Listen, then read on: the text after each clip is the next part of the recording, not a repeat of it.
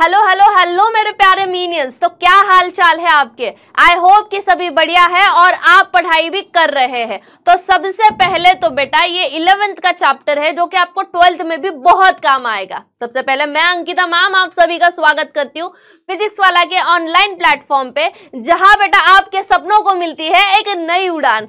तो अब मैम आपने तो बता दिया कि 11th और 12th ये कैसे पॉसिबल है मैम। तो सुनो, 11th में तो इम्पोर्टेंट है ही है क्योंकि ये सिलेबस का पार्ट है, पर ये चैप्टर आप 12th में जब MST CT देने जाओगे तब भी ये इम्पोर्टेंट है। मतलब एक चैप्टर में हमारा 2 साल का काम चलने वाला है, तो भैया अभी से अच्छे से नोट्स प्रिपेयर करो। तो ये चैप्टर कौन सा है? तो रेस्पिरेशन एंड एनर्जी ट्रांसफर ये चैप्टर का नाम है। 11th में तो है ही है, पर 12th में MST CT में आने वाला ही है चैप्टर। ठीक है, तो चलो फिर आगे बढ़ते हैं हम। अब यहाँ पे जो है सबसे पहले आपको अगर कुछ भी देखो क्लास नोट्स या प्रैक्टिस क्वेश्चंस, जितना ज्यादा प्रैक्टिस करोगे उतना अच्छा है, उतना अच्छा रिजल्ट आएगा। अगर आपको ये चाहिए, ये फॉर फ्री आपको चाहिए, तो इसके लिए आपको क्या करना है, PW का ऐप है, आपको डाउनलोड करना है। ऐप का इंटरफेस ऐसा दिखता है, ठीक है, ऐप ऐसा दिखेगा, डाउनलोड करना है, साइन इन करो मोबाइल नंबर से जो आपके पास हो अभी अवेलेबल, क्योंकि उसी पे OTP आएगा। OTP एंटर करते ही आपको फ्री एक्सेस मिलेगा। बैच नेम आपको जाके सर्च करना है कोई भी, एंड फ्री एक्सेस से आप ना जाके वहाँ के प्रैक्टिस शीट्स या नोट्स जो है वो एक्सेस कर सकते हो। ठीक है, अभी तो इतना ही नहीं, और इजी बनाने के लिए हमारा जो PW महाराष्ट्र का व्हाट्सएप चैनल है, ठीक है, तो ये इजी एक्सेस हो जाएगा व्हाट्सएप से। तो ये जो व्हाट्सएप चैनल है, तो यहाँ पे ये वाला QR कोड स्कैन करना, आप सीधा पहुंच जाओगे व्हाट्सएप चैनल पे। अब मैम इसका फायदा है क्या? तो इसका फायदा ऐसे है बेटा कि वहां पे जो भी नोट्स है, जो भी इंपॉर्टेंट क्वेश्चंस होते हैं, जो भी डायग्राम्स होते हैं जो इंपॉर्टेंट है, तो यहाँ पे अपलोड किए जाते हैं। तो ये तो आपको फायदा भी हो गया ना। तो चलो फिर, जो 11th के बच्चे हैं उनको पता है, 12th के भी बच्चे, यार सीखा है तुम लोगों ने सारी चीजें। ठीक है, चलो तो इसमें क्या क्या टॉपिक्स आज हम पढ़ेंगे ये जल्दी से देख लेते हैं, ज्यादा हम ऐसे टाइम नहीं वेस्ट करेंगे। First aerobic and anaerobic respiration क्या है वो देखेंगे, देन ग्लाइकोलिसिस, एकदम छोटा चैप्टर है। कुछ इस चैप्टर में मुझे पर्सनली ऐसा लगता है कि बहुत कुछ नहीं है जो कंटेंट दिया है, पर वो इतना क्वालिटी कंटेंट है, ठीक है, मतलब इसके बिना कुछ चल ही नहीं सकता।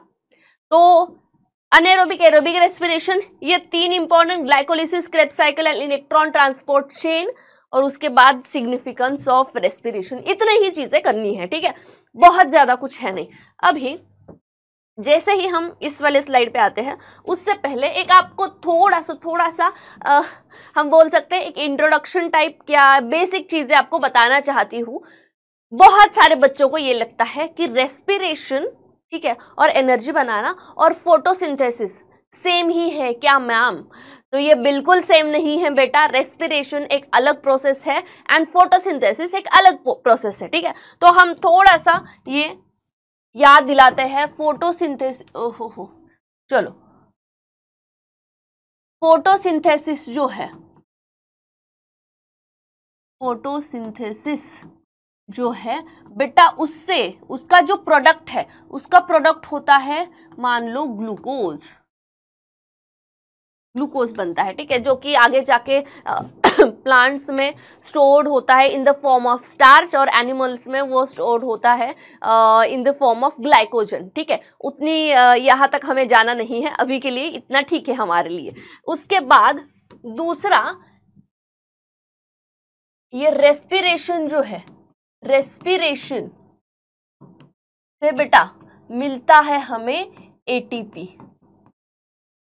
अब ये इंटरकनेक्ट क्यों है? अगर आपने देखा होगा ना 11th के बुक में, तो पहले फोटोसिंथेसिस दिया है, फिर रेस्पिरेशन एंड एनर्जी ट्रांसफर। तो ये ऐसा दिया क्यों है, ये इसके पीछे का रीजन जान लो। क्योंकि जो इसका प्रोडक्ट है, ठीक है, जो भाई साहब इसका प्रोडक्ट जो है वही यूज होता है रेस्पिरेशन। तो बोलो, अगर यही यूज होने वाला है तो पहले ये देखेंगे ना, तो ऐसा है। पर हम क्या करेंगे, अभी के लिए हम यहाँ से स्टार्ट करते हैं। ठीक है, मतलब हमारे पास ग्लूकोज है, ऐसा हम कंसिडर करके चल रहे हैं कि हमारे भैया पास अब ग्लूकोज है और हम बाकी की सारी प्रोसेस करेंगे। अब और एक मतलब सिंपल सी चीज आपको बताना चाहती हूँ, एकदम सिंपल, मतलब आपका ना जो बेसिक नॉलेज है ना वो एकदम पक्का हो जाएगा इससे, ठीक है। मानो ये सेल है, मानने में क्या जा रहा है हमारा, ठीक है, ये सेल है मानो, ठीक है। अब इस सेल में साइटोप्लाज्म होता है, तो ये पूरा मानो ये क्या है, ये ओहो, चलो ये पूरा मान लो साइटोप्लाज्म है, ठीक है। ये क्या है, ये अब आपको बता रही हूं तीनों जो रिएक्शंस चलेगी, सबसे इंपॉर्टेंट अगर इस चैप्टर में कुछ है तो ग्लाइकोलिसिस है, क्रेब्स साइकिल है, और लास्ट में ईटीसी इलेक्ट्रॉन ट्रांसपोर्ट चेन है, ठीक है। तो वो कहाँ चलती है इसके ऊपर, ठीक है, मतलब कौन से लोकेशन में वो परफॉर्म होती है, उसके ऊपर भी छोटे छोटे क्वेश्चन आ जाते हैं, ठीक है। तो यहाँ पे हम देखेंगे सबसे पहले तो जो ग्लाइकोलिसिस है, ठीक है। ग्लाइकोलिसिस मतलब क्या है, ग्लूकोज का ब्रेकडाउन होना पाइरूवेट में। अब ये क्या है ये समझ में तो नहीं आएगा अभी, पर सिर्फ देख लो कि लोकेशन क्या है, उसके बाद हम आगे स्टार्ट कर देंगे, ठीक है। ग्लूकोज का पाइरूवेट में ब्रेकडाउन होना ये साइटोप्लाज्म में होता है, ठीक है, और ये 10 स्टेप्स में होता है। ये 10 सिंपल दिख रहा है, बहुत सिंपल दिख रहा है, ठीक है, चलो सिर्फ दिख रहा है, आगे जाते जाते आपको पता चलेगा। चलो तो ये हो गया। देन इसके बाद एक स्पेशल सेल ऑर्गेनेली है हमारे पास में, कौन सी सेल ऑर्गेनेली है, ठीक है, तो ये है माइटोकॉन्ड्रिया। ओहो,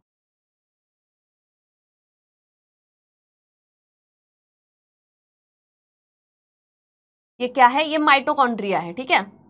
चलो तो ये क्या है, ये माइटोकॉन्ड्रिया है। तो माइटोकॉन्ड्रिया के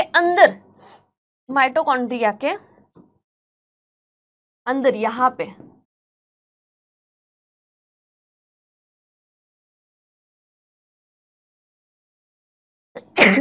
सॉरी, माइटोकॉन्ड्रिया के अंदर चलती है क्रेब्स साइकिल, अंदर, ठीक है। माइटोकॉन्ड्रिया के अंदर का जो साइटोप्लाज्म है वहां पे चलता है क्रेब्स साइकिल, और जो हमारा ईटीसी है या ईटीएस बोलो जो भी, वो भैया चलता है इनर मेम्ब्रेन पे, यहाँ पे ईटीसी चलता है, क्रेब्स साइकिल यहाँ पे चलता है, ठीक है। तो सिर्फ आपको ये पता होना चाहिए, ये आउटर मेम्ब्रेन है माइटोकॉन्ड्रिया की, ये क्या है, आउटर मेम्ब्रेन, ये याद रहना चाहिए, ठीक है। ये क्या है, ये inner membrane of mitochondria, inner membrane mitochondria की। अब आप बोलोगे कि मैम ये प्रोसेस होती कैसे है, मतलब क्या प्रोसेस क्या है ये, तो सुनो, तुम्हें पता है एटीपी कैसे जनरेट करते हैं, तो ये बताती हूँ आपको। देखो आपके पास ग्लूकोज है, हम जो ग्लूकोज यूज करने वाले हैं, कहाँ पे लिखा जाए इसको, रुक जाओ जरा,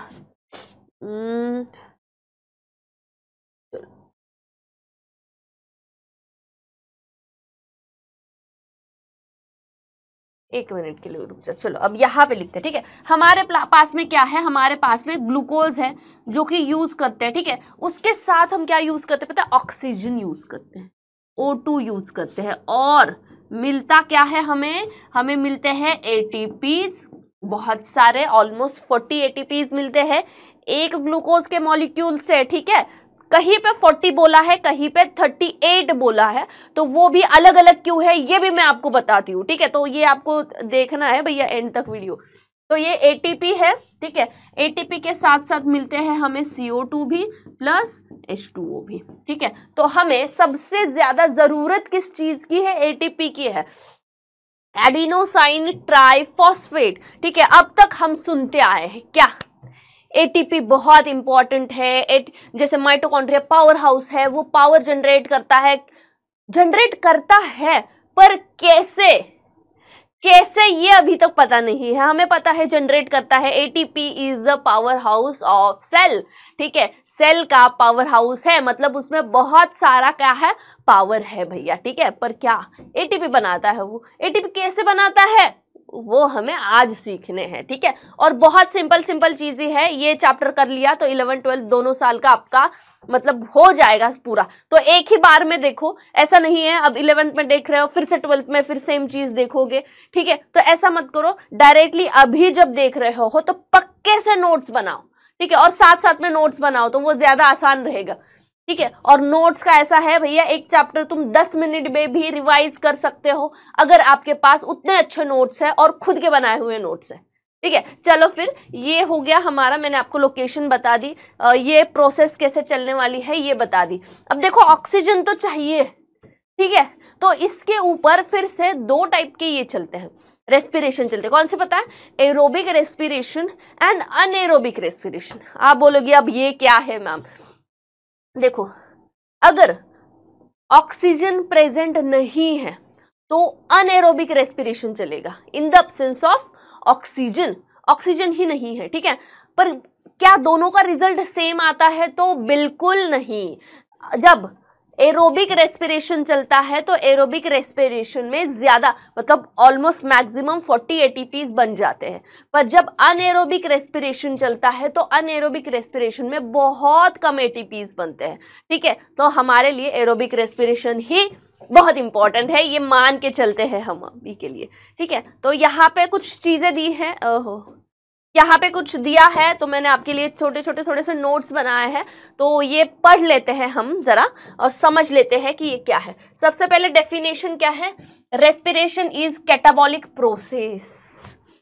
अभी यहाँ पे आ गया है, आप बोलोगे मैम आप तो बेसिक से पढ़ाओगे, यस बेसिक से पढ़ाऊंगी। यहाँ पे क्या दिया है?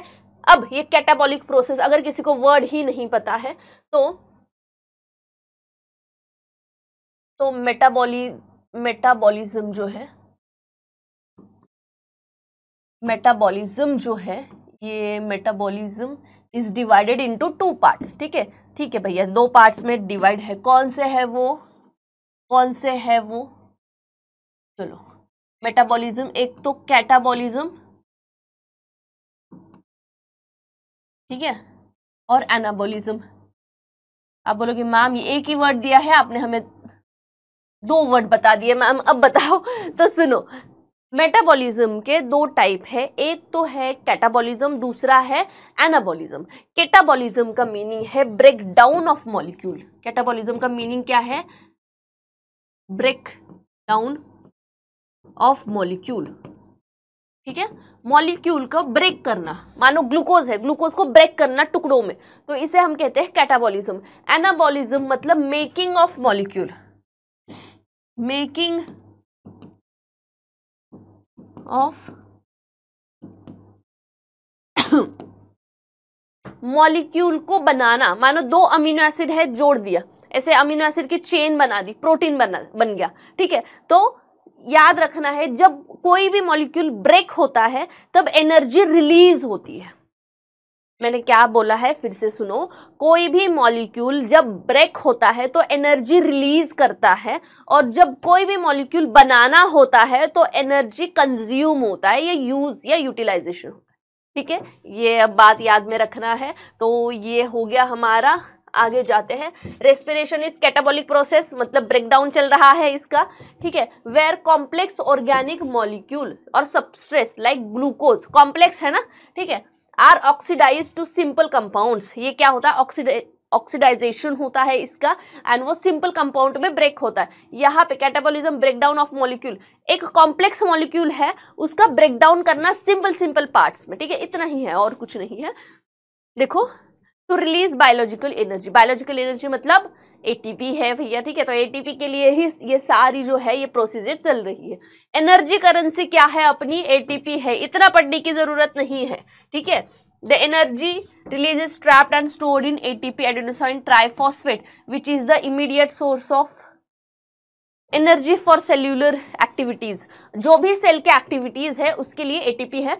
अभी यहाँ पे बोला है in the form of ATP ये स्टोर्ड होती है एनर्जी, पर याद रखना एटीपी स्टोर नहीं होता है एक्चुअली, ये हाई मतलब एनर्जी मॉलिक्यूल है ना, तो ये स्टोर नहीं हो सकता है।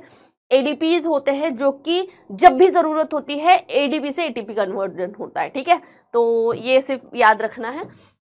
टाइप्स ऑफ रेस्पिरेशन में 2 मेन टाइप है, एरोबिक रेस्पिरेशन एंड अनएरोबिक। मतलब एरोबिक रेस्पिरेशन में ऑक्सीजन चाहिए, ठीक है, बिना ऑक्सीजन के। मतलब आप बोलोगे क्या मैम फिर हम एरोबिक रेस्पिरेशन ही करते हैं, मतलब हमें तो ऑक्सीजन चाहिए ना, बिना ऑक्सीजन के तो हम मर जाएंगे ऐसा। तो बेटा हमारी बॉडी जो है, हमारे मसल जो है, कभी कभी ये अनएरोबिक रेस्पिरेशन भी करते हैं, ठीक है। ऐसे कंडीशंस जब आ जाती है तो ये अनएरोबिक, पर ये बहुत देर के लिए, थोड़ी देर के लिए ऑक्सीजन खत्म, मतलब वो फिर ना उससे लैक्टिक एसिड भी फॉर्म होता है। अगर एक आप ना मान लो दौड़ लगा के आ रहे हो या हाइकिंग पे चले गए या ऐसे कोई फिजिकल एक्टिविटी करनी, तो आपके ना हाथ पैर ऐसे दुखने, जिम में जाने के बाद हाथ पैर ऐसे दुखने लगते हैं, क्यों पता है? वही अनएरोबिक रेस्पिरेशन हो रहा है, लैक्टिक एसिड फॉर्म हो रहा है, एंड वही लैक्टिक एसिड की वजह से जो है वो हाथ पैर दुखने लगते हैं। डिटेल में नहीं जाएंगे, ये जनरल इंफॉर्मेशन है, जो दिया है वो पढ़ते हैं पहले। चलो, aerobic anaerobic respiration, aerobic respiration जिसको ऑक्सीजन जरूरी है, ठीक है, एंड अनएरोबिक रेस्पिरेशन अगर एटमॉस्फेरिक ऑक्सीजन नहीं भी है फिर भी चल जाएगा, ठीक है। चलो आगे बढ़ जाते हैं। एनारोबिक रेस्पिरेशन या इसे ही फर्मेंटेशन भी कहते हैं, ठीक है। फर्मेंटेशन प्रोसेस आपने बहुत बार अपने घरों में देखी है, अपने घरों के किचन में देखी है। Cellular respiration that does not involve atmospheric oxygen, जिसमें एटमॉस्फेरिक ऑक्सीजन की जरूरत नहीं है, ठीक है। Then it is a incomplete oxidation और breakdown of glycolytic products like pyruvic acid to lactic acid और इथेनॉल। घर में जब इडली का बैटर बनता है, देखा है, तो वही फर्मेंटेशन ही है और कुछ नहीं है। हम उसको ढक के रखते हैं ना ताकि ज़्यादा ऑक्सीजन ना जाए, ठीक है, तो वो क्या है, वो वही है भैया, वही है, फर्मेंटेशन ही है। इससे फर्मेंटेशन से या तो लैक्टिक एसिड बनता है या इथेनॉल बनता है, ठीक है। इथेनॉल मतलब अल्कोहल। चलो आगे जाते हैं। ग्लाइकोलिसिस कुछ ज्यादा नहीं ये पढ़ेंगे, एंड मैंने आपके लिए ना एक बहुत सिंपल सी ये बनाई है, जो आपके बुक में दी है वो तो बहुत बढ़िया है, वही है सेम, पर कुछ चीजें मैंने सिर्फ जितना मैंने है उतना ही लिखा है, ठीक है। चलो, तो ग्लाइकोलिसिस या इसे ही ईएमपी पाथवे कहते हैं। ईएमपी क्यों? क्योंकि ये एक साइंटिस्ट है जो इन्होंने दिया है, तो ये इनका नाम इन्होंने लगा दिया है। द ब्रेकडाउन, देखो लाइसिस का मीनिंग है, ठीक है, ग्लाइको मतलब ये ग्लूकोज, रुको यहाँ पे लिख देते हैं, ठीक है। ये शुगर, एक्चुअली शुगर हम बोल सकते हैं इसको, शुगर या ग्लूकोज। और लाइसिस का मीनिंग, जहां पे भी लाइसिस वर्ड आ गया ना वहां पे समझ लेना ब्रेकडाउन है, ठीक है। Breakdown, breakdown of glucose molecule, जो कि 6 कार्बन मॉलिक्यूल है, याद रखना ग्लूकोज ये 6 कार्बन मॉलिक्यूल है, और ये तुम्हें एट द एंड ऑफ ये पूरा क्या बोल सकते हैं, क्रेब्स साइकिल तक आपको याद रखना, ठीक है। ग्लूकोज क्या है, 6 कार्बन, मतलब 1 2 3 4 5 6, ऐसे 6 कार्बन है, ठीक है। इसमें 6 कार्बन कंपाउंड है, फिर ये ऐसे रिंग बन जाता है, ठीक है। तो ये कुछ ऐसे, ठीक है, 1 2 3 4 5 6, ठीक है।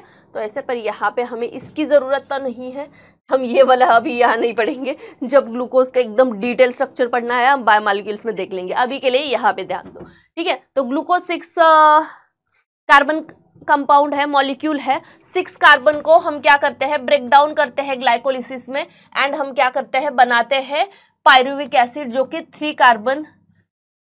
कार्बन कंपाउंड है पायरुविक एसिड, ठीक है, या पायरुवेट भी बोल सकते हो आप। एसिड है तो आप ATE लगाते हो या एंड में, या तो पायरुवेट बोल सकते हो या फिर आप पायरुविक एसिड बोल सकते हो, ठीक है। तो ये anaerobic, it is a common first step, सब में ये कॉमन स्टेप है, फर्स्ट स्टेप कॉमन है। हाँ, सेकेंड और third step Krebs cycle and ETC जो है ये एक दूसरे पे डिपेंड करती है, ठीक है। तो ETC एंड क्रेब्स साइकिल को ऑक्सीजन चाहिए ही चाहिए, बिना ऑक्सीजन के वो परफॉर्म नहीं करेगी, और जब क्रेब्स साइकिल परफॉर्म करेगी तभी ETC परफॉर्म करेगी, ठीक है, वरना दोनों मतलब बंद पड़ जाएंगे दोनों भी। तो ये फर्स्ट कॉमन टेप है, जो कि एरोबिक एंड अनएरोबिक रेस्पिरेशन दोनों कर सकती है, इसको कुछ फर्क नहीं पड़ता, एरोबिक अनएरोबिक दोनों रेस्पिरेशन ये कर देगी। Location cytoplasm of cell, process step क्या है, 10 स्टेप में, रुको, चलो ये देखो, ग्लूकोज से पायरुवेट जो बनता है, इस प्रोसेस को हम कहते हैं ग्लाइकोलाइसिस। ठीक है, इस प्रोसेस को हम क्या कहते हैं? इस प्रोसेस को हम कहेंगे ग्लाइकोलाइसिस। ठीक है, तो ये ग्लाइकोलाइसिस है, इसमें 10 स्टेप होते हैं और ये जो ग्लूकोज का मॉलिक्यूल है 6 कार्बन का, तो ये डिवाइड होता है, 2 मॉलिक्यूल बनते हैं एट द एंड जो कि 3-3 कार्बन के हैं। ठीक है, तो ये होता है पायरुवेट या पायरुविक एसिड और ये चलती है रिएक्शन साइटोप्लाज्म में, एक सेल के साइटोप्लाज्म में ये रिएक्शन चलती है और ये 10 स्टेप्स की रिएक्शन है, मतलब 10 स्टेप, 10 स्टेप। ठीक है, 10 स्टेप की रिएक्शन है, 10 स्टेप में ये खत्म हो जाती है। ठीक है, चलो कहाँ पे थे हम? ये अब ये वाला मैंने आप लोग के लिए दिया है ताकि आप ये नोट्स रेफर कर पाओ। ठीक है, मेन तो भैया हमें पढ़ना है ये, बाकी कुछ नहीं, हमें क्या पढ़ना है? ये वाली चीज हमें पढ़नी है। ठीक है, चलो तो अभी हम करते हैं स्टार्ट। यहाँ पे क्या है? ग्लूकोज है। देखो ग्लूकोज का एक मॉलिक्यूल मैंने अभी बताया, क्या बताया कि ग्लूकोज का जो एक मॉलिक्यूल है वो ग्लूकोज का मॉलिक्यूल कितने इसका है? कार्बन का है, तो वो भैया 6 कार्बन का है। ठीक है, और ये 6C मतलब 6 कार्बन का और वो 1M लिखा है। ठीक है, ये 1 है, रुक जाओ, ये 1 लिखा है। ठीक है, ये 1 है। ठीक है, तो ये क्या है? 1M मतलब 1 मॉलिक्यूल। ग्लूकोज का एक मॉलिक्यूल 6 कार्बन का है। ठीक है, वो चेन जो बनाई थी मैंने वो 6 कार्बन का है। ठीक है, अब देखो ग्लूकोज से बनता है ग्लूकोज 6 फॉस्फेट। ध्यान से सुनो, ग्लूकोज से बनता है ग्लूकोज 6 फॉस्फेट। बस वो बनने के लिए ना उसको देखो, कोई भी चीज तुम फर्स्ट टाइम अगर करने जाओगे, ठीक है, मानो तुम्हें क्या करना है? तुम्हें बनाना है तुम्हारा प्रोजेक्ट। ठीक है, तुम्हें क्या दिया है? बोला है क्लास में कि यार प्रोजेक्ट बनाओ, जरा प्रोजेक्ट चाहिए, प्रोजेक्ट बनाना है आपको, इस पे प्रोजेक्ट बनाओ। ठीक है, तो आपको जो सारी चीजें चाहिए होंगी, ठीक है, उसके लिए आपको पैसे खरीदने पड़ेंगे। पहले पैसे खरीदो और फिर उसके बाद वो प्रोजेक्ट बन के अच्छे से तैयार होगा। तो वैसे ही, या जैसे घर बांधना है, ठीक है, अगर घर बांधना है तुम्हें, ठीक है, घर बनाना है, तो उसके लिए पहले तुम्हें क्या करना पड़ेगा? पहले तुम्हें पैसे लगाने पड़ेंगे। ठीक है, और फिर वो घर बंध के तैयार हो जाएगा। तो ऐसे ही है यहाँ पे, पहले तुम्हें खर्चा करना है एंड उसके बाद फिर कमाना है। ठीक है, तो अभी देखो यहाँ पे ग्लूकोज से जब ग्लूकोज 6 फॉस्फेट बनता है तो एटीपी, एक एटीपी यूज हुआ है। ठीक है, एटीपी से एडीपी में कन्वर्जन। एडीपी बहुत सारे होते हैं, ऐसे ही सेल में घूमते रहते हैं, तो जब भी जरूरत होती है वो एटीपी भी बनते हैं, और अगर एटीपी है तो उसका एडीपी भी बन सकता है। ठीक है, तो एटीपी से एडीपी बना। ठीक है, ग्लूकोज 6 फॉस्फेट बना है, ये भी 6 कार्बन का है एंड 1M। और ये बनाने में, ग्लूकोज से ये ग्लूकोज 6 फॉस्फेट बनाने में हेक्सोकाइनेज नाम का एक जो एंजाइम है वो यूज हुआ है। ठीक है, ये जो हेक्सोकाइनेज एंजाइम है वो यूज हुआ है to convert glucose into glucose 6 phosphate. अब देखो नीचे जब जाते हैं ना, ग्लूकोज 6 फॉस्फेट जो है फिर से कन्वर्ट होता है फ्रुक्टोज 6 फॉस्फेट पे।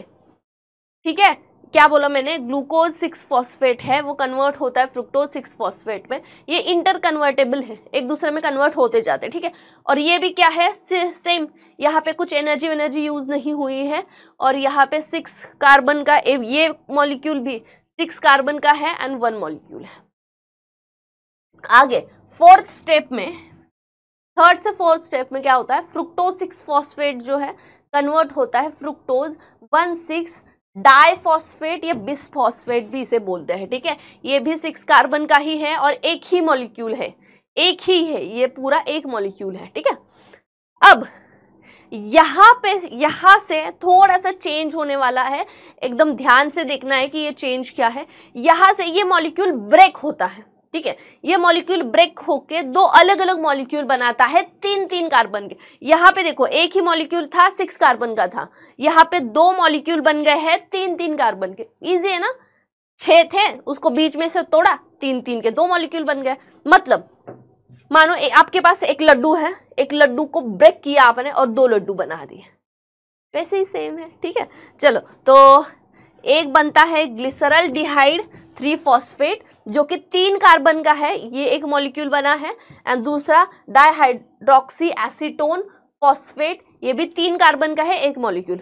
अब तुम्हें पता है ये एसीटोन एंड जो ये कीटोन है, ठीक है, एसीटोन एंड कीटोन जो है, अल्डिहाइड जो है, एसीटोन है, ये ना एक दूसरे में कन्वर्ट हो सकते हैं। मतलब ये इसमें कन्वर्ट हो सकता है, ये इसमें कन्वर्ट हो सकता है, पर मोस्ट प्रेफरेबल कौन है एटीपी बनाने के लिए? तो ये, ठीक है, आसान सा।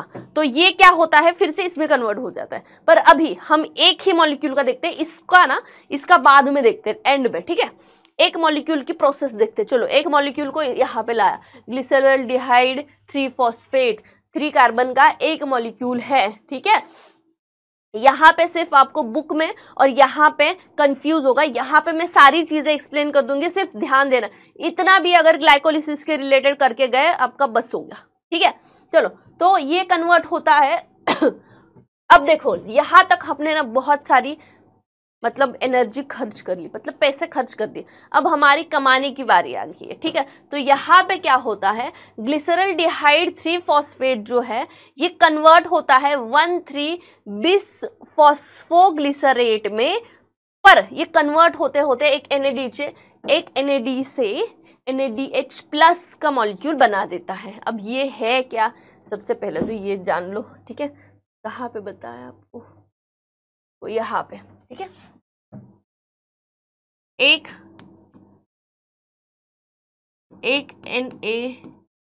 NADH का मॉलिक्यूल आपको 3 ATP देता है।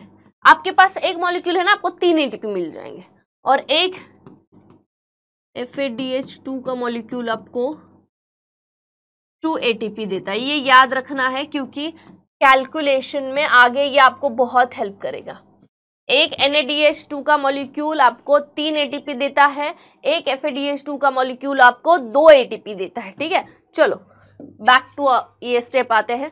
यहाँ पे एक NADH का मॉलिक्यूल बन गया है, फिर से 1,3-बिस-फॉस्फोग्लिसरेट से 3-फॉस्फोग्लिसरेट बन जाता है। यहाँ पे फिर से एक ATP कन्वर्ट होता, मतलब एक यहाँ पे एक ATP बन गया है, ठीक है। देन इससे फिर 2-फॉस्फोग्लिसरेट बन जाते हैं। ये भी 3 कार्बन का 2 मॉलिक्यूल, एक मॉलिक्यूल क्या लिखा है ना, अभी यहाँ पे ऐसे 2 मॉलिक्यूल बन जाएंगे ना। ये एक मॉलिक्यूल था, ये एक मॉलिक्यूल था, ऐसे 2 मॉलिक्यूल है ना, इस वजह से यहाँ पे इन्होंने 2 मॉलिक्यूल लिखा है, ठीक है। 2-फॉस्फोग्लिसरेट से 2-फॉस्फोइनॉल पाइरुवेट बन जाता है, ठीक है, फॉस्फोइनॉल पाइरुवेट। तो जब ये बनता है यहाँ पे भी कुछ नहीं, सिर्फ वाटर वगैरह रिलीज होता चला जाता है। अब मेन बात, ये 2-फॉस्फोइनॉल पाइरुवेट से पाइरुविक एसिड जब बनता है तब फिर से एक ATP बना, ठीक है। अब देखो ये तो ठीक है, ये आपको समझना होगा और ये आपको ना अच्छे से याद भी करना होगा। अब हम कैलकुलेट करते हैं कि ये ग्लाइकोलिसिस से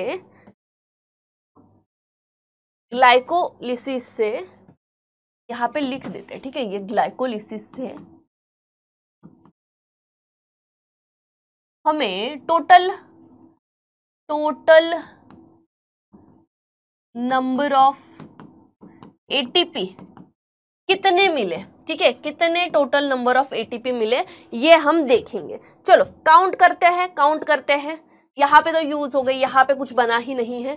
3 ATP यहाँ पे एक NADH के मॉलिक्यूल से आगे जाके, अभी तो बने नहीं हैं, वो बनेंगे एकदम ETC वाले स्टेप पे, पर अभी कितने बन सकते हैं इस स्टेप से, तो यहाँ पे 3 बन गए, ठीक है। यहाँ पे मानो, चलो एक लिख लेते हैं, कौन सा इससे, चलो ये 3 ATPs, 3, यहाँ पे ये 1, यहाँ पे एक, कितने हो गए, 3, 4 और 5।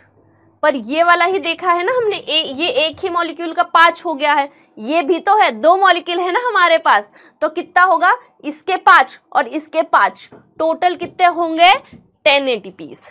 चलो लिखे यहाँ पे कितने मिले, यहाँ पे हमें 10 ATP।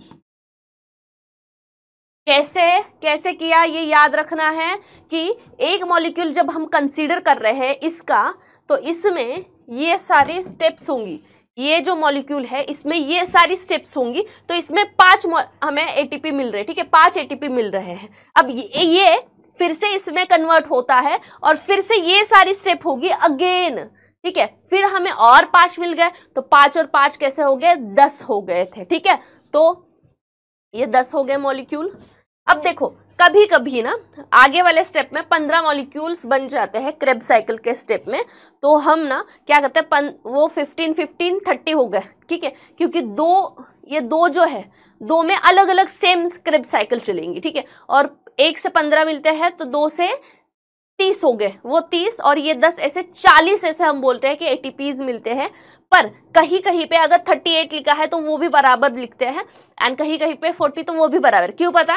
ऐसा 40 तो बन गए हमारे, पर यहाँ पे जो दो यूटिलाइजेशन हो गया, यहाँ पे एक एटीपी यूज हुआ है, यहाँ पे एक एटीपी यूज हुआ है, तो हम कभी कभी मतलब कुछ किताबों में 38 एटीपीज लिखते हैं, ताकि ये दो यूज किए हैं वो माइनस करते हैं 40 में से, कहीं कहीं पे 40 एटीपीज ऐसे लिखते हैं।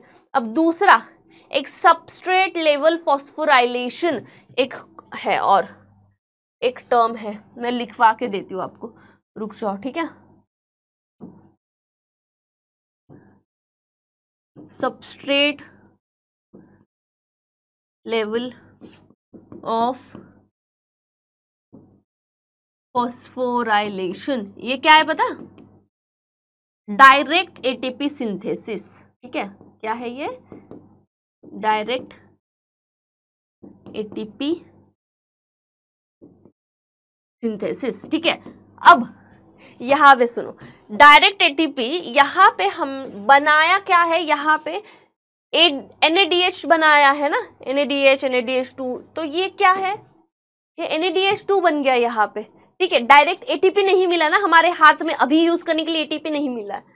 हाँ, यहाँ पे डायरेक्ट अगर सबस्ट्रेट लेवल फॉस्फोराइलेशन, मतलब डायरेक्ट एटीपी कितने सिंथेसिस हुए, यहाँ और यहाँ, ये दो, मतलब 2 से 4 इतने ही एटीपी डायरेक्ट सिंथेसिस हुए हैं, बाकी हमें ये 2 मॉलिक्यूल ऐसे मिल गए, ठीक है। तो ये आगे जाके बनेंगे। चलो, आई होप कि आपको ये अच्छे से पता चल गया है कि हम क्या पढ़ रहे हैं। ग्लाइकोलिसिस खत्म हो गया है, यहाँ पे इतना ही ग्लाइकोलिसिस था और बहुत इजी ग्लाइकोलिसिस है।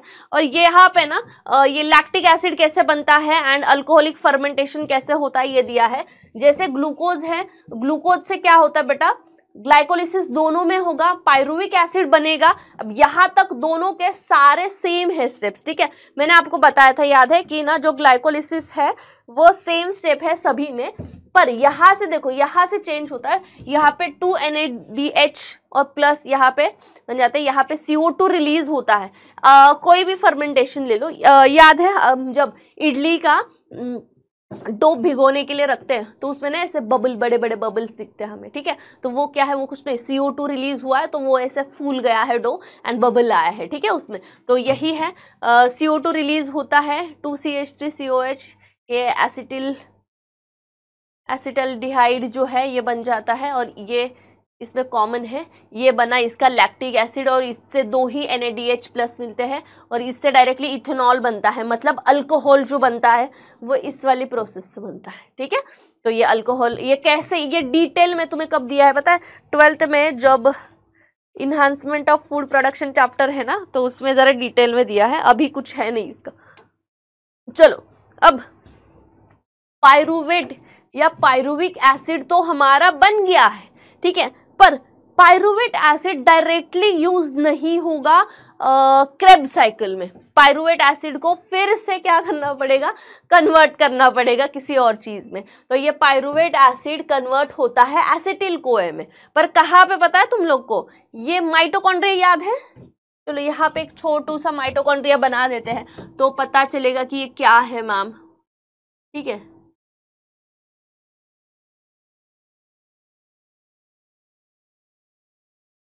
चलो, ये माइटोकॉन्ड्रिया है, ठीक है। तो ये वाली साइड मतलब अंदर वाला साइड, ये वाला साइड माइटोकॉन्ड्रिया का, ये वाला मतलब ये आउटर साइड माइटोकॉन्ड्रिया, माइटोकॉन्ड्रिया के बाहर साइटोप्लाज्म है सेल का, ठीक है। तो साइटोप्लाज्म में चल रहा था ग्लाइकोलिसिस, ग्लाइकोलिसिस का एंड प्रोडक्ट क्या है? पायरुविक एसिड या पायरुवेट हम बोलते हैं। अब वो पायरुवेट एंटर करता है किसमें? माइटोकॉन्ड्रिया में, और जैसे ही वो बेटा एंटर करता है तो ये जो पायरुवेट है, ये COOH जो ग्रुप दिख रहा है तुम्हें, ये रिमूव हो जाता है। यहाँ पे कोएंजाइम A ऐड होता है, CO2 रिमूव होता है, और यहाँ से जाते जाते भी एक NADH2 का मॉलिक्यूल बन जाता है, मतलब 3 ATP, ठीक है। और ये एसिटिल कोए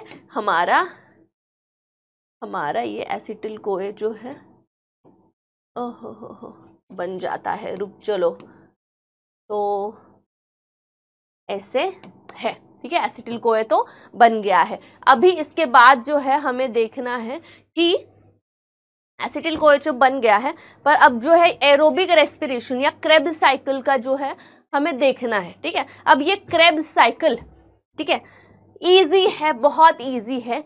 साइकिल मतलब क्या होता है, जो चीज जहां से शुरू होती है घूम फिर के वहीं पे आ जाती है तो उसे ही हम साइकिल कहते हैं, ठीक है। क्रेब्स साइकिल में मोस्ट मॉलिक्यूल्स बनते हैं NADH के, FADH2 का एक मॉलिक्यूल, NADH2 के कुछ मॉलिक्यूल्स बनते हैं, FADH2 का एक मॉलिक्यूल बनता है, एंड कुछ एक आध ATP बन जाता है, ठीक है। तो ये हम साइकिल, और ये एरोबिक रेस्पिरेशन है, याद रखना है। क्रेब्स साइकिल में अगर ये गांठ ही बांधनी है, ठीक है, खुद से, कि क्रेब्स साइकिल एरोबिक मतलब ऑक्सीजन जब होगा तभी परफॉर्म करेगी, विदाउट ऑक्सीजन ये परफॉर्म नहीं करेगी। और अगर ये परफॉर्म नहीं करती है तो ETC बोलती है मैं भी परफॉर्म नहीं करूंगी।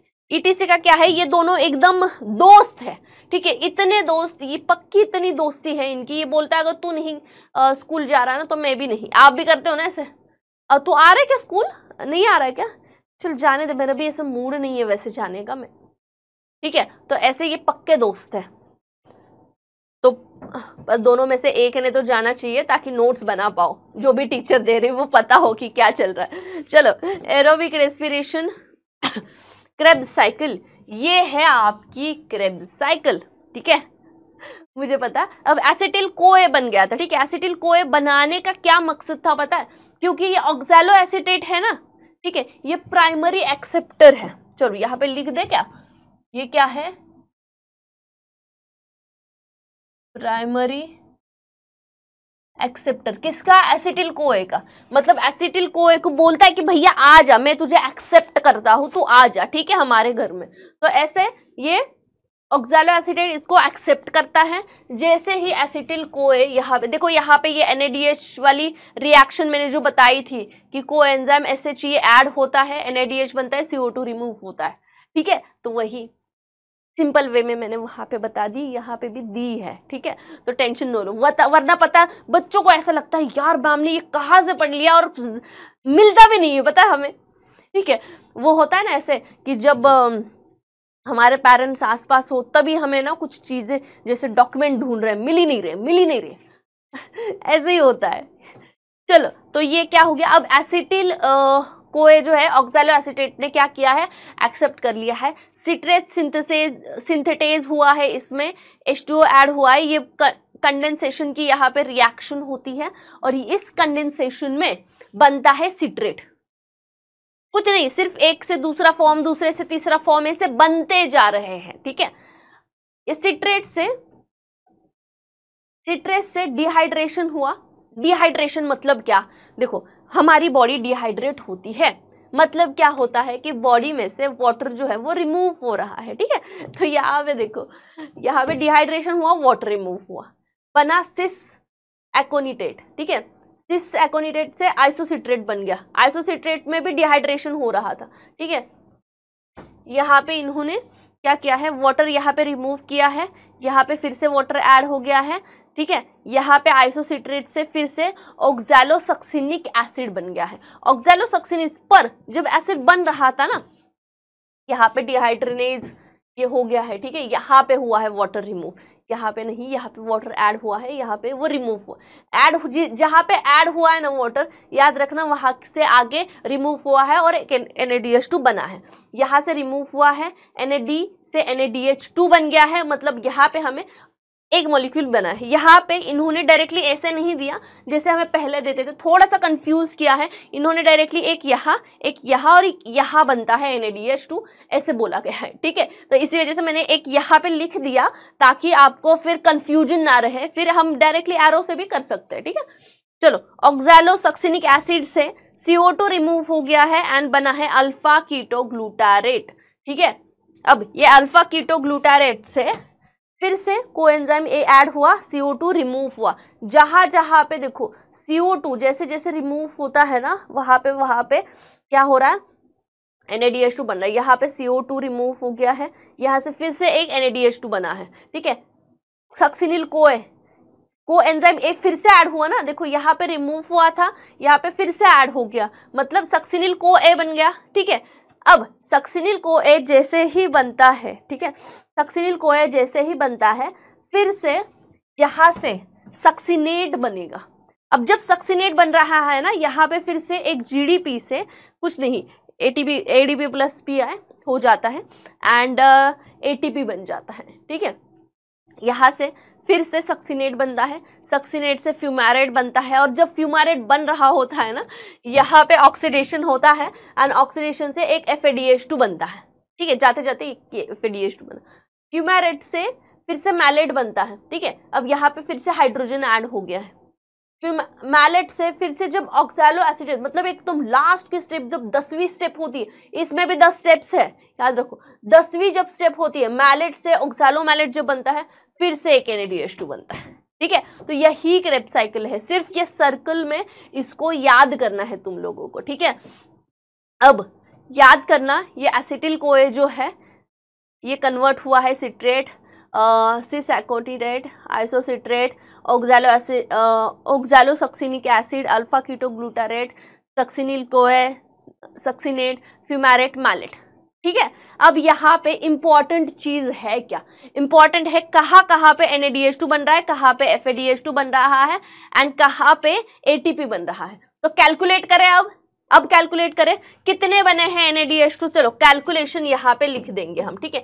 कितने बने हैं NADH2, तो यहाँ पे 3 बने हैं, 1 2 और 3, ठीक है।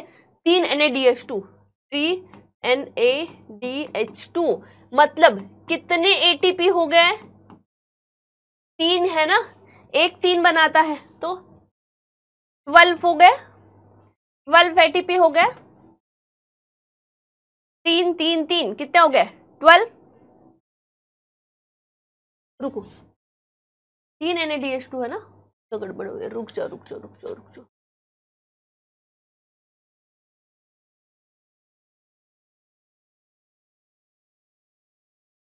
हाँ, 3 NADH2 है एंड इससे कितने होने चाहिए हमें, 3 6 और 9, ये 9 ATP हुए।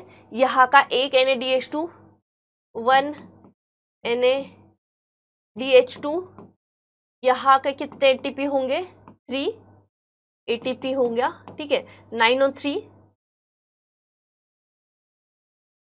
12, ये 12 हो गया एंड 12 प्लस FADH के 2, ठीक है, FADH2 के 2 ATP प्लस एक यहाँ पे बना है सबस्ट्रेट लेवल फॉस्फोराइलेशन से एक बना है, तो ये 3, तो ये ऐसे टोटल 15 ATP बन गए, ठीक है। 15 ATP बने। पता चला क्या हुआ कि यहाँ पे हमने 3 NADH2, 1 2 एंड 3 NADH2 बने, 3 NADH2 से हमें 9 ATP मिले। ये जो 9 ATP है ये तो मिले, उसके साथ साथ हमें और क्या मिला है, हमें प्लस यहाँ पे भी एक NADH2 मिला था जब पायरुविक एसिड एसिटिल कोए में, तो हमने ये भी यहाँ पे जोड़ दिया 3 ATP, तो ये पूरा ये टोटल 12 हो गया।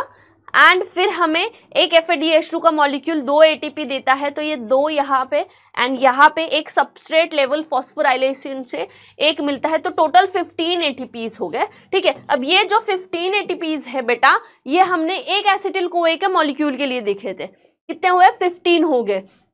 याद है पायरुवेट के मॉलिक्यूल 2 बन गए थे ग्लाइकोलिसिस में, एक जो ग्लूकोज का मॉलिक्यूल था वो 2 पायरुवेट के मॉलिक्यूल पायरुविक एसिड बन गए थे। 2 पायरुविक एसिड मतलब जब 2 पायरुविक एसिड है तो 2 एसिटिल कोए बनेंगे। हमने ये तो एक के लिए देखा है, इसका मतलब दूसरा वाला एसिटिल कोए जो है इसमें भी सेम ये होगा एंड उसमें भी क्या बनेंगे, 15 मॉलिक्यूल बने, 15 ATP बनेंगे, ठीक है। तो टोटल यहाँ पे कितने ATP बन गए, टोटल यहाँ पे चलो 30 ATP बन गए, 30 ATP बन गए यहाँ पे टोटल 30। और याद है ग्लाइकोलिसिस में कितने बन गए थे, कहाँ पे चले गए ग्लाइकोलिसिस, 30 और 10 कितने हो गए, 40 ATPs। बन गए, इतने ही बनते। पर क्या हमें अभी 40 ATPs मिले हैं हाथ में हमारे? नहीं ना। अभी हमें कितने मिले? ग्लाइकोलिसिस से 4 बन गए थे एंड यहाँ पे 2 बन गए थे, 4 और 2 6 हो गए, 6 ही ATPs मिले हैं। बाकी सारे जो बचे हैं ATPs वो क्या होगा? इलेक्ट्रॉन ट्रांसपोर्ट चेन में बनेंगे।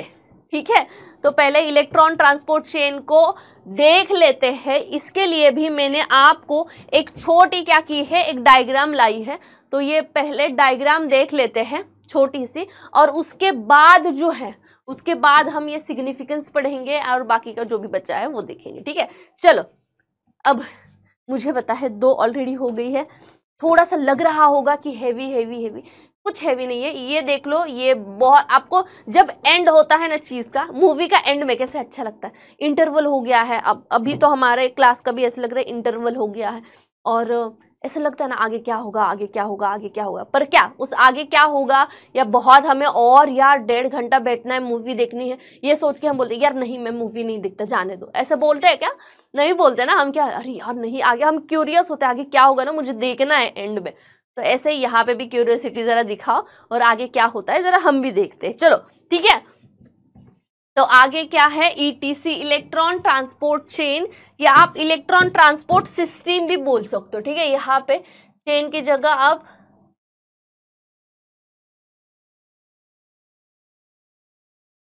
सिस्टम भी बोल सकते हो। ठीक है, दोनों में से कोई भी आप बोलो।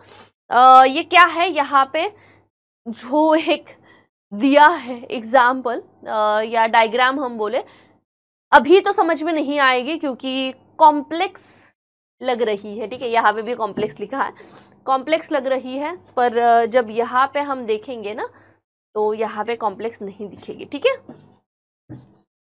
चलो।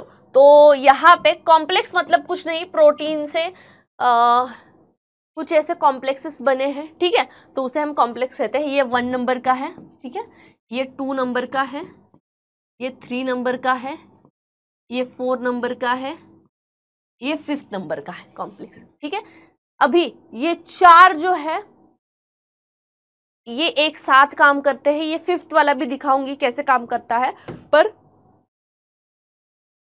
ये जो है ये साथ में काम करते हैं। अब देखो यहाँ पे क्या होता है, क्रेब्स साइकिल चली थी, याद है मैंने क्या बोलता है, जो क्रेब्स साइकिल के जो प्रोडक्ट है वही ETC या ETS में यूज होते हैं। ठीक है, अब कैसे यूज होते हैं? तो भैया देखो, क्रेब्स साइकिल से NADH2 एंड FADH2 बने थे। ठीक है, तो अब इस NADH2 FADH2 से भैया हमें चाहिए ATP2 बनाने हैं। ATP मिले नहीं है हमें, सिर्फ क्रेब्स साइकिल मिली है। ठीक है, जैसे कोई फ्लैट बुकिंग करने गए हो आपको उन्होंने पोजीशन की हाथ में नहीं दी है, सिर्फ पेपर वर्क हुआ है। ठीक है, वैसे ही अभी हमारे हाथ में ATPs नहीं आए हैं, अभी हमारे पास NADH2 ही है। ठीक है, तो ये जो मानो क्रेब्स साइकिल से NADH2 निकले, कॉम्प्लेक्स 1 में ये जाते हैं। ये क्या होता है, यहाँ से ये हाइड्रोजन जुड़ के तो NADH2 बनाता है, याद है NAD प्लस हाइड्रोजन जुड़ा था एंड NADH2 बन गया था। अब ये हाइड्रोजन रिलीज होके अब ये कहाँ पे चल रहा है? सबसे पहले तो भैया कहाँ पे चल रहा है? माइटोकॉन्ड्रिया है हमारा अपना प्यारा सा माइटोकॉन्ड्रिया, याद आ रहा है ये से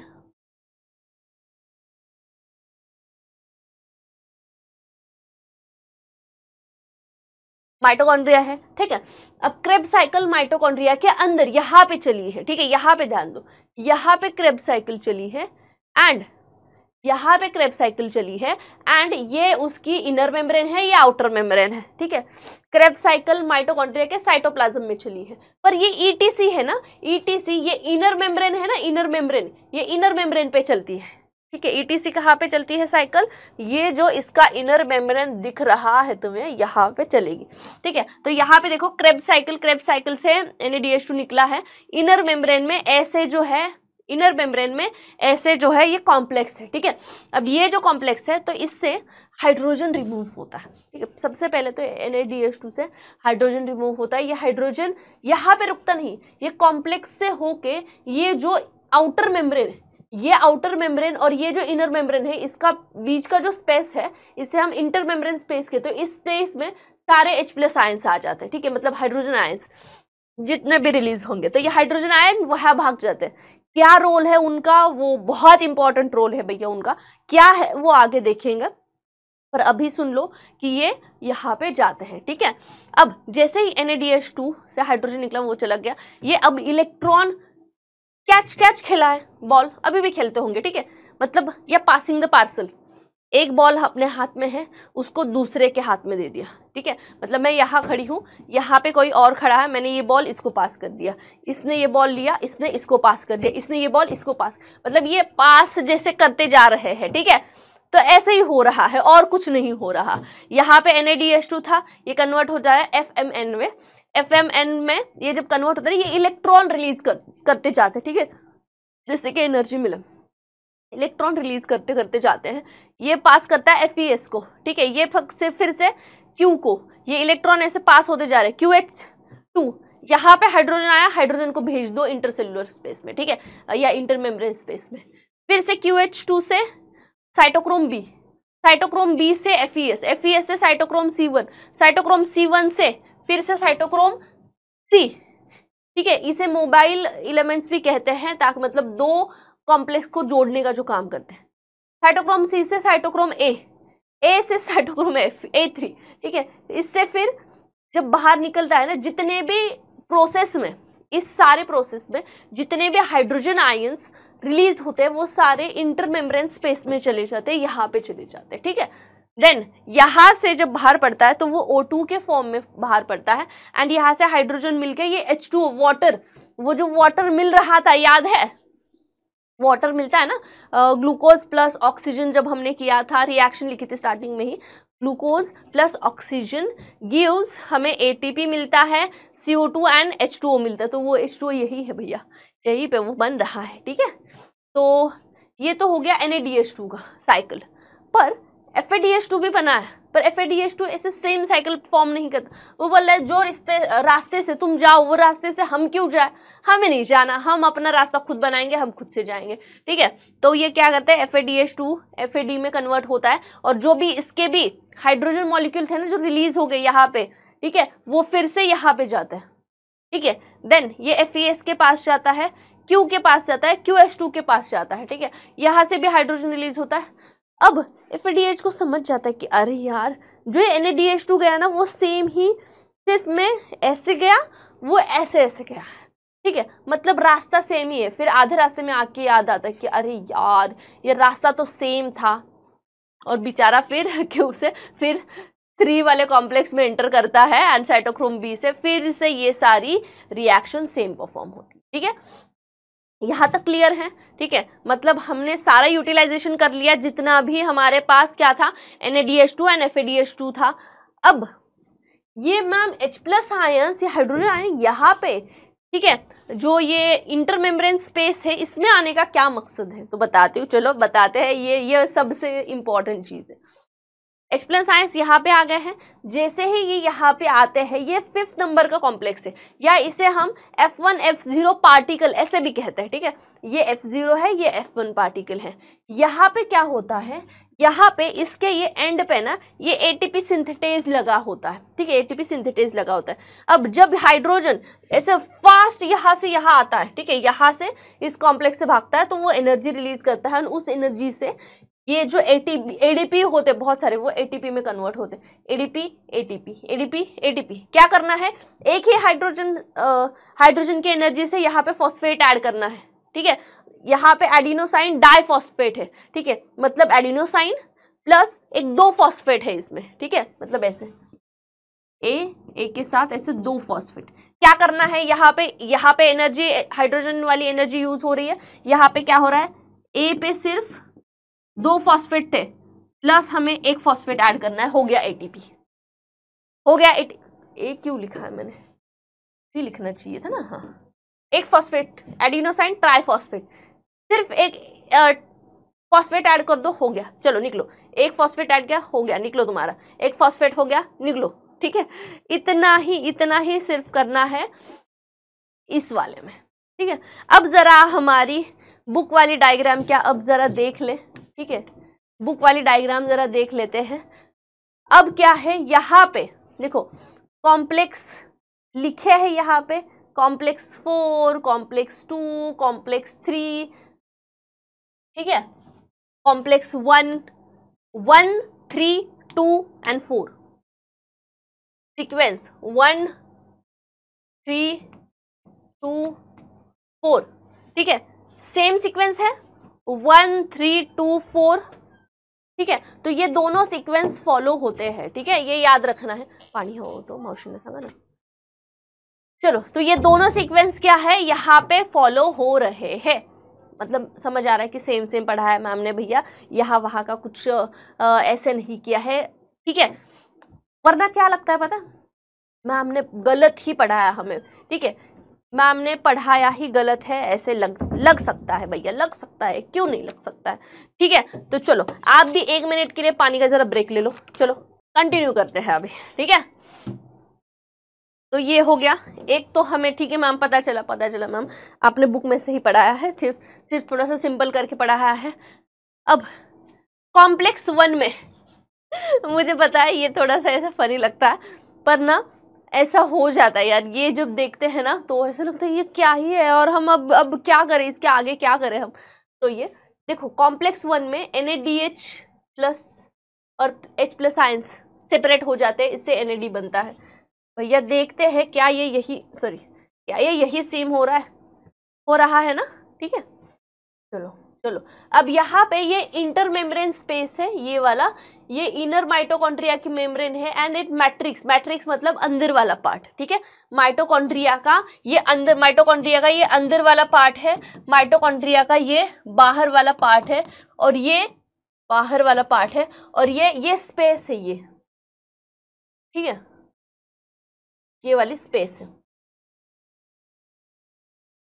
चलो, तो इनर माइटोकॉन्ड्रियल मेम्ब्रेन जो है, इसमें ये सारी चीज हो रही, ये स्पेस में जो है ये H+ आयन, यहाँ पे देखो 4H 2H ऐसे आया है ना, ये H+ आयंस आए हैं उस स्पेस में, ठीक है। तो कहाँ पे चले थे, हाँ, 2 इलेक्ट्रॉन रिलीज हुए हैं, FMN के पास गया, FES के पास गया, हो गया है क्या मैम, ऐसे ही पढ़ा है क्या मैम, रुक जाओ देखने दो हमें, FMN के पास गया, FES के पास गया, ठीक है। उसके बाद फिर से ये आगे चला गया है, यहाँ पे इन्होंने सिर्फ Q लिखा है, एक्चुअली ये Q जो है ना, ये Q जो लिखा है यूबिक्विनोन का है, ठीक है। तो आप UQ भी लिख सकते हो, आप सिर्फ Q भी लिख सकते हो, यूबिक्विनोन का Q है, आप U और Q भी लिख सकते हो, और सिर्फ Q भी लिख सकते हो। तो यहाँ पे देखो इन्होंने U और Q ऐसे लिखा है, ठीक है, ऐसे लिखा है, देखो यहाँ से UQ से गया है UQH2 के पास गया है क्या मैम, देखने दो हमें, ठीक है, QH2 के। तो अभी यहाँ तक एटलीस्ट इस स्टेप तक पता चल गया होगा कि प्रोसेस सेम है, सिर्फ आपको सिंपल वे से पढ़ानी थी, ऐसी पढ़ाई है, तो हम अब फास्ट से देख लेते हैं, ठीक है। इसके पास जाते हैं, ये cytochrome B, FES, cytochrome C से यहाँ पे साइटोक्रोम C, ठीक है, साइटोक्रोम C, यहाँ पे देखो सेकंड में वो घुसा नहीं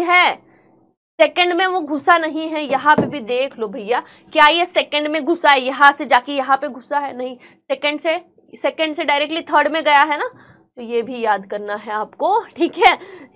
ये साइटोक्रोम A, देन इसके बाद जो भी इन्होंने रिलीज किया है, यहाँ पे देखो यहाँ पे ऑक्सीजन रिलीज हो गया है, ऑक्सीजन एंड 2H आ गए हैं, तो यहाँ पे H2O बन गया है, ठीक है। कॉम्प्लेक्स 4 के एंड में दिखा H2O बन गया है, एंड फिर ये तो हो गया इसका NaDH2 का, ठीक है। अब बात करते हैं FADH2 की, कहाँ पे है FADH2, देखो यहाँ पे सक्सिनेट से फ्यूमेरेट जब बन रहा था, FADH2 तभी बन रहा था, ठीक है, क्रेब्स साइकिल में वो स्टेप दिए यहाँ पे, एंड यहाँ से FAD से FES, और फिर से ये बेचारा सेम साइकिल फॉलो कर रहा है जैसे हमने ये दिखी थी, यहाँ से फिर से ये थर्ड में घुसा ना, ये देखो थर्ड में, यहाँ से ये थर्ड वाले कॉम्प्लेक्स में गया ना, तो वही ये और यहाँ का एंड रिजल्ट भी सेम आएगा, वाटर बन जाएगा, ठीक है। अब देखो ये जो है ये, ठीक है, तो ये वो F0 F1 वाला जो है ना, यहाँ पे देखो ATP सिंथेटेज है, ठीक है। और ये एटीपी सिंथेटेज से क्या हो रहा है, ये जो हाइड्रोजन है यहाँ से जब बाहर निकलते हैं, कहाँ से, यहाँ से, ये हाइड्रोजन जो ऐसे बाहर निकल रहे हैं, पिंक लाइन जो मैंने आपको बना के दिखाई है, तो ये यहाँ जाते जाते ये क्या करते हैं, एडीपी से एक फॉस्फेट ऐड करके एटीपी बना देते हैं। अब मुझे लगता है दुनिया का कोई इंसान नहीं होगा जिसको ये देखने के बाद लगेगा ये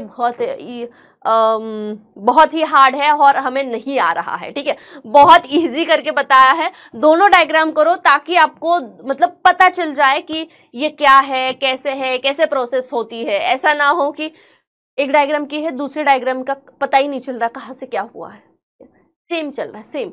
और अगर आपको लगता है ना कि मैम ये हमें बनानी तो ना ये जो ऊपर ऐसी है, ठीक है, वर्टिकल वही बनानी है, हॉरिजॉन्टल हम नहीं बनाएंगे, तो क्या करो, दोनों का कंटेंट सेम है, ये जो आड़ी टेढ़ी बनाई है, ऐसी बनाई है, उसको ऐसे बना दो, हो गया, काम खत्म हो गया, ठीक है।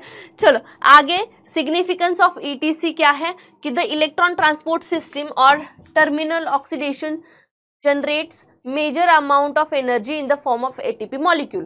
34 ATP molecule out of total 38 molecules are produced through ATP.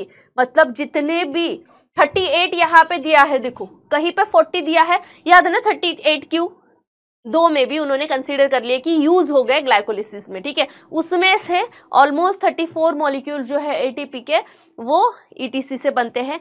It regenerates oxidised coenzymes such as NAD+ and FAD+ from their reduction from form, ये NADH2 and FADH2 से ये फिर से NAD+ and FAD+ बनाते हैं, इतना ही बोला है, ठीक है। It also produce water molecule, याद है एंड में यहाँ पे वाटर मॉलिक्यूल प्रोड्यूस, तो ये रिएक्शन यहाँ पे वाटर मॉलिक्यूल प्रोड्यूस हो रहे हैं, ठीक है। तो ये बोल रहे हैं कि it also produce water molecule, ये वाटर मॉलिक्यूल भी बनाते हैं। And it releases energy in a step wise manner to prevent damage of cell. ये क्या करता है पता है, ये स्टेप वाइज मैनर में एनर्जी रिलीज करता है, ऐसा नहीं एक साथ बहुत सारी एनर्जी रिलीज कर दी। तुम्हें भी पता है अगर गैस नॉर्मल चल रहा है, नॉर्मल इस पे तो ठीक है, अचानक से एकदम हो गया तो क्या होगा, दिक्कत आ जाएगी ना। ऐसे ही बॉडी में भी होता है, नॉर्मल स्टेप वाइज अभी 4 एटीपी लगे, फिर 2 एटीपी लगे, ऐसे नॉर्मली एटीपी बने जा रहे हैं, जैसे जरूरत है वैसे वैसे, ठीक है। अचानक से तो एनर्जी बहुत ज्यादा हाई हो जाएगी, ठीक है, बहुत ज्यादा हाई। चलो तो ये सिग्निफिकेंस थे एटीपीज के। और देखते हैं हमारे पास और क्या क्या है। हमारे पास है रेस्पिरेटरी क्वेश्चन, ठीक है। रेस्पिरेटरी क्वेश्चन मतलब क्या, ratio of volume of CO2 release to the volume of O2 consumed in respiration is called as respiratory question. तो ये रेस्पिरेटरी क्वेश्चन क्या है कि भैया जो ये रेशियो आएगा, ठीक है, RQ रेशियो, उसे ही हम रेस्पिरेटरी क्वेश्चन कहते हैं। अब ये क्या है, तो ये नेक्स्ट स्लाइड पे देखते हैं जरा कि यहाँ पे देखो, यहाँ पे क्या किया है, C6H12O6। अब ये क्या है, ये ग्लूकोज है भैया, ये जान लो, ठीक है। पता चला ग्लूकोज क्या है, पता नहीं है, ठीक है। ग्लूकोज सिंपल फॉर्मूला है, क्या है ग्लूकोज का फॉर्मूला, C6 है, ठीक है, H12 है, O6 है, ठीक है, प्लस इसमें ऑक्सीजन ऐड किया है। स्टार्टिंग फर्स्ट सेकंड स्लाइड पे जो रिएक्शन लिखी थी याद है, वही रिएक्शन है, प्लस उसमें 6O2 डाली। ये क्या है, इनपुट हमने डाले हैं ना, उससे इनपुट दिया है हमने, ठीक है। अब इसका आउटपुट निकलेगा कुछ, तो यहाँ पे 6CO2 निकले, ठीक है। यहाँ पे क्या हुआ है, 6CO2 रिलीज हो गए हैं, प्लस 6H2O के मॉलिक्यूल प्लस ATP। तो RQ मतलब respiratory question is equal to जो इनपुट, ठीक है, दिया है वो क्या है, CO2 divided by output, sorry ये आउटपुट क्या है वो लिखेंगे पहले, CO2 and divided by input, तो इसका क्या आएगा, उतना ही है ना, 6 तो 1 आएगा, ठीक है। तो इसी को हम रेस्पिरेटरी क्वेश्चन कहते हैं। कार्बोहाइड्रेट का, पाल्मिटिक एसिड का वगैरह वगैरह उन्होंने दिया हुआ है। यहाँ पे देखते हैं, when carbohydrates are used as respiratory substrate, जब इंस्टेड ऑफ ग्लूकोज जब कार्बोहाइड्रेट यूज किया जाता है, are completely oxidise, the RQ is 1 because volume of CO2 released is equal to volume of O2 consumed shown in a equation. ये जो carbohydrates जो sugar use होती है जैसे ग्लूकोज वगैरह सारा हो गया तो उसका 1 आएगा। देन उसके बाद ग्लूकोज या फिर कार्बोहाइड्रेट सेम ही है, शुगर सी है, तो ये जब यूज होते हैं तो 1 आएगा। देन व्हेन फैट और proteins are used as a substrate, मतलब इंस्टेड ऑफ ग्लूकोज के अलावा अगर ये कोई प्रोटीन या फैट यूज हो रहा है तो RQ लेस देन 0 आएगा, as volume of CO2 release is always less than volume of O2। ठीक है, तो ये ज्यादा कम आ सकता है इसका फैट का। ये सिग्निफिकेंस पढ़ लेते हैं इसके। ठीक है, सिग्निफिकेंस में फर्स्ट सिग्निफिकेंस क्या है, ये सिग्निफिकेंस करके जाने हैं, ये IMP होते हैं। ठीक है, दोनों इसके। रेस्पिरेशन के सिग्निफिकेंस क्या है, respiration provide energy for synthesis of biomolecules. Respiration क्या करता है, बायोमोलिक्यूल्स बनाने के लिए, ठीक है, एनर्जी प्रोवाइड करता है। Then it is also source of energy for cell division. अब देखो यही से एनर्जी आएगी, सोर्स हुआ है, ये सोर्स है एनर्जी का। ठीक है, तो एक तो सेल डिवीजन के लिए, ग्रोथ के लिए, रिपेयर के लिए, मतलब बॉडी में एक बात बताना चाहती हूँ इससे, बॉडी में जो भी प्लांट बॉडी में बोलो या एनिमल बॉडी में, अभी तो हम प्लांट के लिए देख रहे हैं, पर एनिमल बॉडी में, प्लांट बॉडी में यही सोर्स है। ठीक है, यही सोर्स है एनर्जी का। पूरा कोई भी हमें फंक्शन करना, इवन मैं अभी बात कर रही हूँ तो मुझे ATPs यूज हो रहे हैं, मैं यहाँ वहाँ जा रही हूँ तो मुझे ATPs हो रहे हैं, सारी चीज़ों के लिए ATPs यूज होते हैं। ठीक है, चलो आगे। Various intermediates of Krebs cycle are used as building blocks of synthesis of other complex compound। ये जो Krebs cycle में कुछ जो बीच में जो है ना, तो वो भी यूज होते हैं। जब स्टेप में भी जो इंटरमीडिएट्स आए हैं तो वो भी यूज होते हैं कुछ अलग कॉम्प्लेक्स कंपाउंड बनाने के लिए। ठीक है, coupled with photosynthesis it helps to maintain the balance of CO2 and O2 in the atmosphere. देखो जब प्लांट में ये चल रहा है, ठीक है, तो इसमें ये जो फोटोसिंथेसिस और रेस्पिरेशन है ना, ये बैलेंस करके रखते हैं। ठीक है, मतलब CO2 को और O2 को, तो उसी वजह से हम बोलते हैं ना, ये क्या करते हैं, इनमें O2 बन रहा है, बहुत ज्यादा ऑक्सीजन बन रहा है, तो ये करते हैं, ये बोलते हैं हमें यार इतना ऑक्सीजन नहीं, मतलब इनके लिए ऑक्सीजन CO2 जैसा है, हमारे लिए जैसे CO2 है ना डेंजर, वैसे इनके लिए ऑक्सीजन नहीं। ये बोलते हैं हम अपने पास रख के क्या करेंगे, चलो छोड़ दो एटमॉस्फेयर में, ऑक्सीजन छोड़ रहे हैं, कार्बन डाइऑक्साइड इनको चाहिए, कार्बन डाइऑक्साइड ले रहे हैं। इसी वजह से तो बोलते हैं ना कि ज्यादा से ज्यादा पेड़ लगाओ। ठीक है, तो ये anaerobic respiration fermentation is used in various industries, ये 12th में है तुम्हें, इनहांसमेंट एंड फूड प्रोडक्शन में। तो बहुत सारी इंडस्ट्रीज में ये अनएरोबिक रेस्पिरेशन यूज किया जाता है, जैसे कि डेयरी इंडस्ट्रीज है। ठीक है, डेयरी इंडस्ट्रीज मतलब जो दही वगैरह सब योगर्ट बनता है ना उसमें। देन बेकरीज है, जो डो बनता है उसमें ईस्ट यूज होता है। ठीक है, देन डिस्टिलरीज है, लेदर इंडस्ट्री है, पेपर इंडस्ट्री है। It is used in the commercial production of alcohol production में भी इवन ये यूज होता है, क्या बोलते हैं हम, बैक्टीरिया यूज होते हैं। ठीक है, तो organic acids, vitamins and antibiotics, सारा जो 11th में तुम्हें एक एक वर्ड दिया है ना, 12th में उस पर पूरा एक चैप्टर दिया है, ये पूरे इस पे एक पूरा चैप्टर है। ठीक है, इन्हांसमेंट एंड फूड प्रोडक्शन वाला। तो मुझे लगता है कि हमारा ये चैप्टर जो है यहाँ पे खत्म हो गया है। हमने आज क्या क्या देखा, हमने आज ग्लाइकोलिसिस देखा। ठीक है, ग्लाइकोलिसिस से कैसे पायरुविक एसिड बनता है वो देखा, पायरुविक एसिड कैसे जाता है क्रेब्स साइकिल में वो देखा, क्रेब्स साइकिल से